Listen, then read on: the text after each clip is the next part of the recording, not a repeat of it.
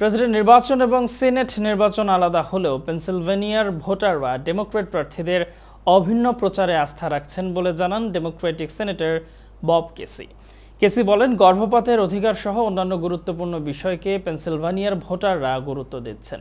এদিকে Republican president প্রার্থী Donald ট্রাম্পের সাথে প্রচারে অংশ নিলেও কিছু বিষয়ে আলাদা প্রচার জরুরি বলে মনে করছেন রিপাবলিকান সেনেট প্রার্থী ডেভ ম্যাককর্মিক। কুক পলিটিক্যালের করা এক জরিপে দেখা যায়, ব্যাটল গ্রাউন্ড স্টেট পেনসিলভানিয়ার সেনেট নির্বাচনে ডেমোক্রেটিক সেনেটর বব কেসি তার প্রতিদ্বন্দ্বী রিপাবলিকান প্রার্থী ডেভ ম্যাককর্মিকের চেয়ে এগিয়ে আছেন। গত নির্বাচনের মতো এবারও ভোটাররা জনগুরুত্বপূর্ণ বিষয়ে ডেমোক্র্যাট প্রার্থীকেই এগিয়ে রাখবেন বলে মনে করছেন বব কেসি।